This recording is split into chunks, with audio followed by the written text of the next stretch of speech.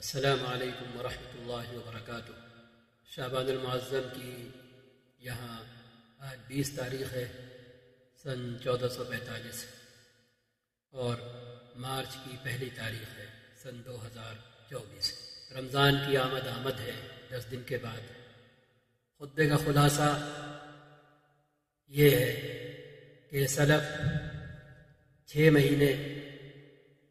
رمضان کے آنے کا انتظار کرتے تھے، دعا کرتے ہوئے اور اپنی حیات مانتے ہوئے، اور رمضان کے بعد 6 مہینے تک رمضان کی قبولیت کی دعا کرتے ہوئے گزارتے تھے۔ رمضان عبادت کا مہینہ ہے۔ رمضان اللہ کا تقوی حاصل کرنے کی کوشش کرنے کا مہینہ ہے۔ رمضان اپنے آپ کو متقی بنانے کی کوشش کرنے کا مہینہ ہے۔ رمضان اپنے اندر اللہ کی اطاعت کے، اس کے آخری نبی کی اطاعت کے احساسات جگانے اور اپنے اندر عمل کی قوت پیدا کرنے کی کوشش کرنے کا مہینہ ہے۔ ہم عبادت کی نیت سے رمضان کا استقبال کرنے کی ابھی سے نیت کریں گے تو ابھی سے ہماری یہ نیت ہمیں رمضان کے لیے تیار کرنا شروع کر دے گی۔ جیسے ہم اپنی دنیا کی زندگی میں اچھے اور اپنی پسند کے بہت سے کاموں میں کیا کرتے ہیں۔ شادی ہے تو عام طور پر جو رواج ہے اور چلن ہے بہت پہلے سے اہتمام ہونا شروع ہو جاتا ہے۔ حج کرنے جانا ہے، عمرہ کرنے جانا ہے تو اس کا اہتمام بھی خاصا پہلے سے شروع ہو جاتا ہے، اور جو ضروری اقدامات اور تیاریاں ناگزیر ہوتی ہیں وہ ہم کرنے میں لگ جاتے ہیں۔ رمضان کو لے کر وہ لوگ جو رمضان کے روزے اس لیے رکھنا چاہتے ہیں کہ اس سے آج کی سائنٹیفک طرح طرح کی ریسرچ کی بنیاد پر جسمانی فائدے حاصل ہوتے ہیں، صحت کے فائدے حاصل ہوتے ہیں، تو ایسے تمام لوگوں کی خدمت میں یہ گزارش ہے کہ یہ سارے فائدے تب بھی حاصل ہوں گے جب ہم تقوی کی نیت سے روزے رکھیں گے، نری اور نری عبادت کی نیت سے روزے رکھیں گے۔ کیوں؟ تقوی کی حصول کی نیت سے، عبادت کی نیت سے روزے رکھیں گے تو ہم اللہ کا حکم پورا کریں گے جو اللہ نے فرمایا ہوا ہے لعلکم تتقون کی صورت میں کہ اے لوگوں، تم پر بھی اسی طرح روزے فرض کیے گئے ہیں جیسے تم سے پہلے کے لوگوں پر فرض کیے گئے تھے، اور روزے رکھوانے کا مقصد یہ ہے کہ تمہارے اندر تقوی پیدا ہو جائے، تمہارے اندر تمہاری زندگی تقوی کے رنگ میں رنگتی چلی جائے۔ یہ ہے ہدف اور ٹارگٹ۔ اب ہم اس ٹارگٹ کو اچیو کرنے کی کوشش کریں گے، جتن کریں گے، تو ظاہر سی بات ہے آٹومیٹیکلی اس سے جڑی جتنی بھی چیزیں ہیں وہ ہمیں حاصل ہونا شروع ہو جائیں گی، دنیاوی فائدوں کی صورت میں اور جسمانی صحت کے فائدوں کی صورت میں۔ لیکن اگر ہم نے اپنی نیت کی سمت بدل لی، ہم نے اپنا ہدف بدل لیا، ہم نے اپنا ٹارگٹ بدل لیا، روزہ تو رکھ رہے ہیں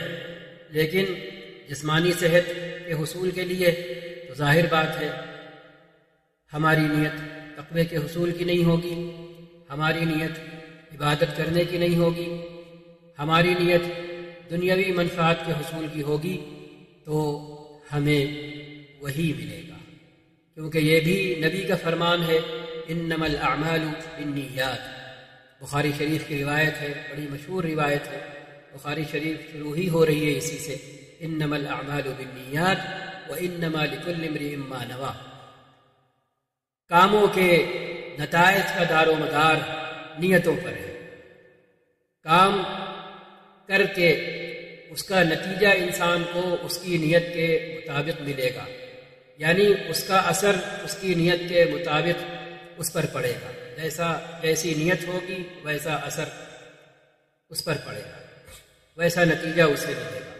وَإِنَّمَا لِكُلِّ امْرِئٍ مَّا نَوَىٰ، جو جیسی نیت کرے گا وہی اسے ملے گا، کچھ اور نہیں ملے گا۔ لمبی روایت ہے جس میں فرمایا گیا جو ہجرت کی نیت سے ہجرت کرے گا اس کے کھاتے میں ہجرت کرنے کا ثواب درج ہوگا، اس کی وہ ہجرت بنا کر اس کے کھاتے میں لکھی جائے گی۔ لیکن جس نے بظاہر تو ہجرت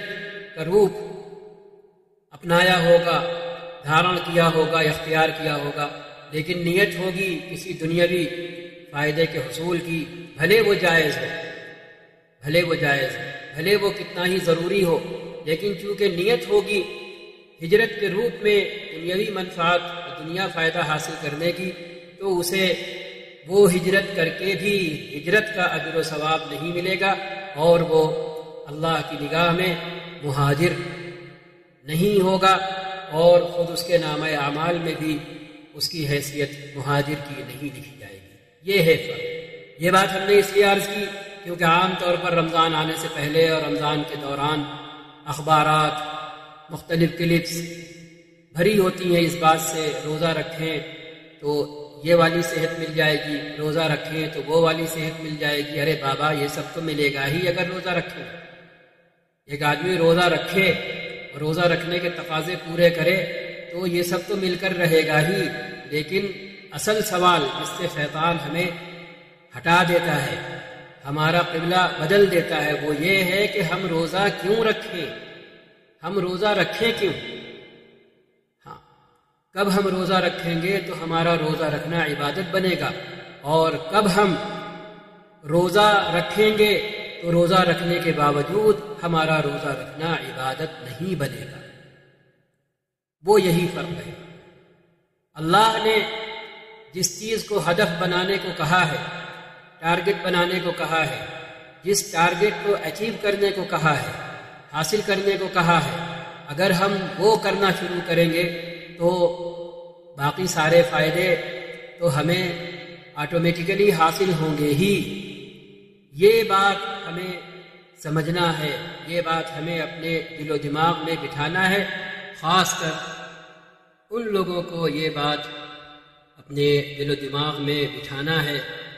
جو دنیاوی فائدوں کو، جسمانی فائدوں کو، صحت سے جڑے فائدوں کو پریفرنس دیتے ہیں، ترجیح دیتے ہیں، تو انہیں یہ سمجھنا چاہیے کہ یہ ترجیح بنا وجہ کی ہے۔ ہاں، یہ سارے فائدے تو ان کو حاصل ہوں گے ہی، لیکن اگر انہوں نے وہ نیت نہیں کی جو روزہ رکھوانے کا مقصود ہے، ہدف ہے، ٹارگٹ ہے، تو انہیں یہ صحت کے اور طرح طرح کے دنیاوی فائدے حاصل بھی ہو جائیں، لیکن وہ اپنے آپ کو روزہ رکھ کر متقی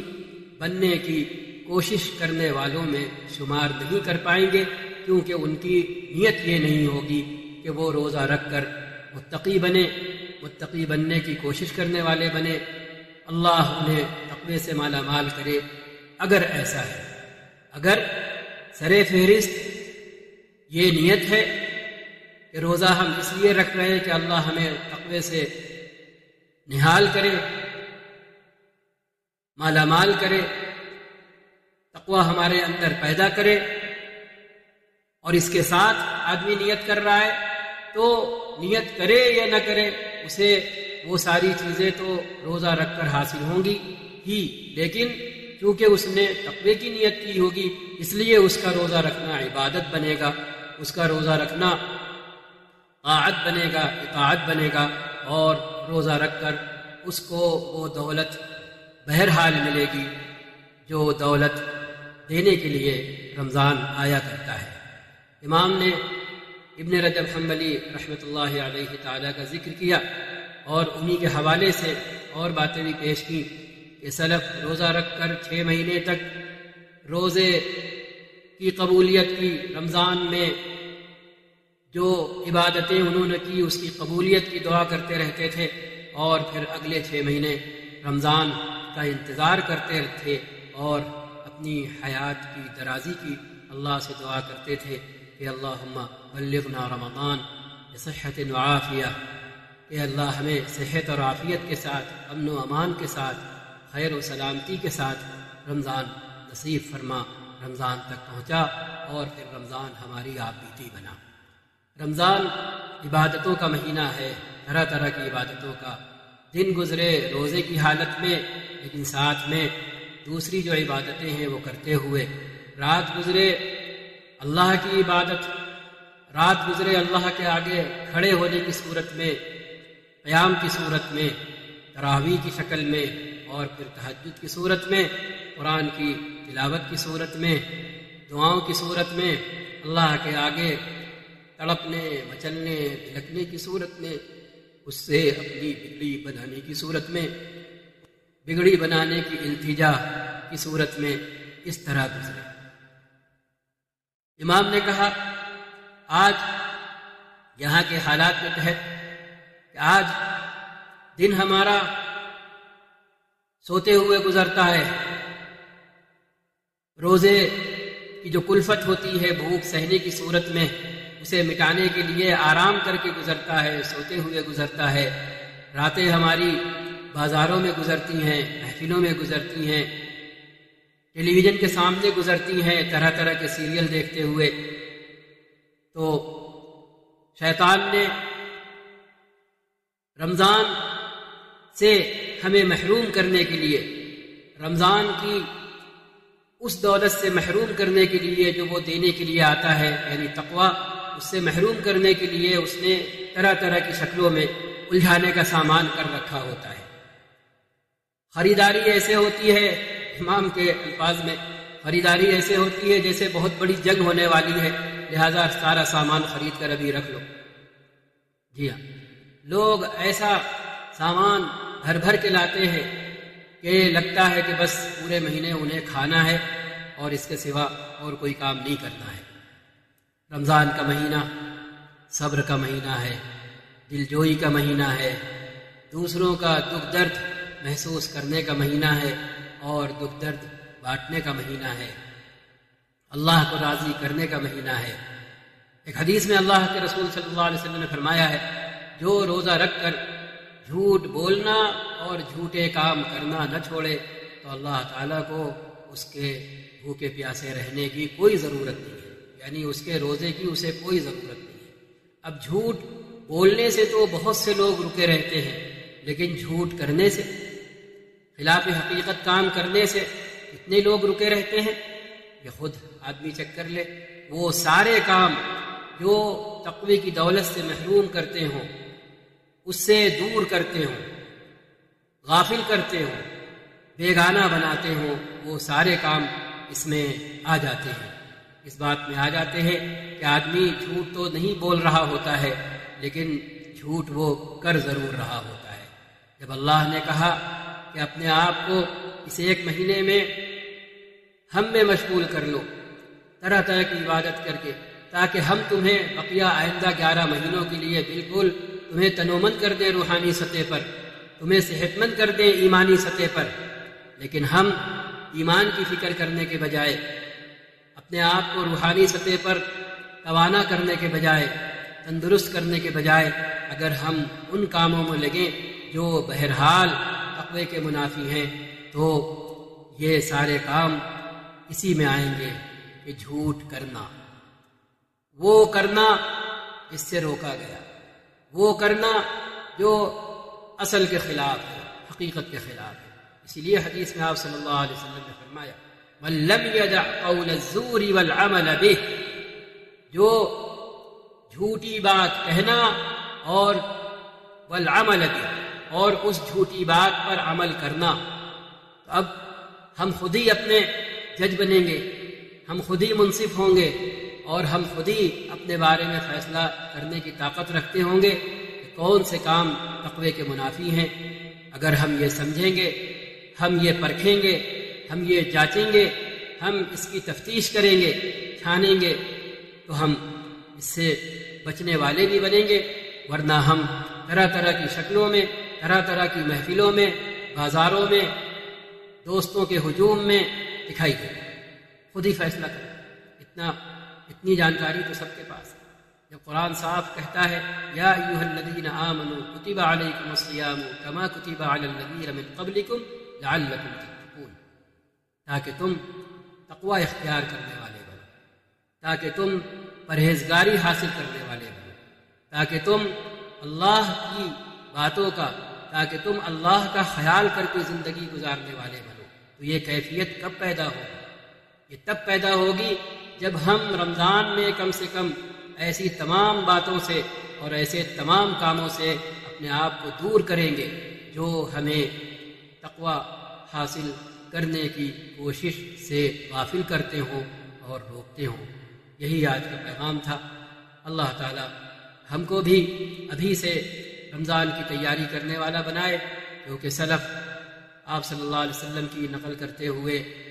شعبان میں بھی روزہ رکھا کرتے تھے، بالکل ایسے ہی جیسے آپ صلی اللہ علیہ وسلم رکھتے تھے، تاکہ جب رمضان کا استقبال ہو تو رمضان کے لیے پوری طرح سے اندرون سے اور بیرون سے ہم تیار ہوں، اور ہم پہلے سے بھوک پیاس سہنے کے عادی بن چکے ہوں، ہم پہلے سے اس حالت میں داخل ہو چکے ہوں جو حالت رمضان پیدا کیا کرتا ہے، طاری کیا کرتا ہے، تاکہ رمضان کے روزے رکھنا ہمارے لیے آسان ہو جائیں اور رمضان کی عبادتیں کرنا ہمارے لیے آسان ہو جائیں۔ ہم نے جیسا کہ کہا آپ صلی اللہ علیہ وسلم کی مختلف حدیثوں میں یہ سبق پھیلا ہوا ہے، رمضان دلجوئی کا مہینہ ہے، دکھ درد بانٹنے کا مہینہ ہے۔ رمضان سے پہلے ہی ہمیں اللہ نے اگر وسعت دی ہے تو ہم اپنے دائیں بائیں آگے پیچھے جہاں پر بھی ہمارا گھر ہے، 40 گھر ادھر 40 گھر ادھر، 40 گھر آگے 40 گھر پیچھے، اس کی فکر کرنے والے بنے کہ ہمارے ساتھ ساتھ ہمارے ایمانی بھائی بھی رمضان کی رحمتوں سے، رمضان کی برکتوں سے، ظاہری اور باطنی دونوں طرح کی برکتوں سے محروم نہ رہیں، ان کے گھر میں بھی رمضان کی خوشیاں ہوں، ان کے چہرے مرجھائے ہوئے نہ ہوں، اور پھر جب عید آئے تو ان کے چہرے کم سے کم کسی درجے میں کھل رہے ہوں اور وہاں بھی خوشیاں ہوں۔ ایسا نہ ہو کہ صرف بس ہم خوشی منائیں اور ہمارے چاروں طرف مرجھائے ہوئے لوگ اپنے گھروں میں یہ سوچ رہے ہوں کہ کاش اللہ نے بھی ان پر فراخی کی ہوتی، ان کو بھی وسعت سے نوازا ہوتا، ان پر بھی مال و دولت کی چادر دراز کی ہوتی، تو آج وہ بھی اپنے گھر میں رمضان کے نتیجے میں جو وسعتیں آتی ہیں، جو فراوانی آتی ہے، جو راحت آتی ہے، جو تسکین دل کے سامان مہیا ہوتے ہیں، کاش وہ بھی اس سے مالا مال ہو رہے ہوتے۔ تو اس کی فکر کرنے کی بھی بہت ضرورت ہے کہ ہم اپنی بساط بھر، اپنی وسعت بھر اس کی فکر کریں کہ ہمارے ساتھ ساتھ ہمارے ایمانی بھائی، ہمارے مسلمان بھائی، وہ بھی رمضان کے روزے بشاشت کے ساتھ بچوں کے چہروں پر خوشیاں دیکھتے ہوئے رکھنے والے بنیں، اور عید کا تہوار دل کی خوشی کے ساتھ اپنے بچوں کو ہنستا کھیلتا مسکراتا دیکھتے ہوئے منانے والے بنیں۔ اللہ تعالی ہم کو اور آپ کو اس کی فکر کرنے والا بنائے، وقت رہتے زکوٰۃ ادا کرنے والا بنائے، وقت رہتے صدقہ فطر ادا کرنے والا بنائے۔ یہ تو سب کہے ہوئے کام ہیں جو کرنا ہی ہیں، لیکن اس سے ہٹ کر ہمارے دلوں میں اللہ تعالیٰ اتنی وسعت پیدا کرے، ہمیں اتنا عالی ظرف بنائے کہ ہم واجبی چیزوں سے اوپر اٹھ کر اپنی خوش دلی کے ساتھ، اپنے بھائی بندوں کے ساتھ، اپنے رشتہ داروں کے ساتھ، اپنے اہل ایمان اہل اسلام کے ساتھ، اور ساتھ ہی ساتھ حضرت آدم علیہ السلام کی اولاد کے ساتھ، تمام انسانوں کے ساتھ اس مہینے میں اچھی طرح پیش آنے والے بنے، حسن سلوک کرنے والے بنے، عمل سے بھی اور زبان سے بھی، زبان سے بھی اور زبان سے پڑھ کر عمل سے بھی۔ اللہ تعالیٰ اس کی توفیق عطا فرمائے، ہمیں اپنی دعا میں آپ سب یاد رکھیں۔ والسلام علیکم ورحمۃ اللہ وبرکاتہ۔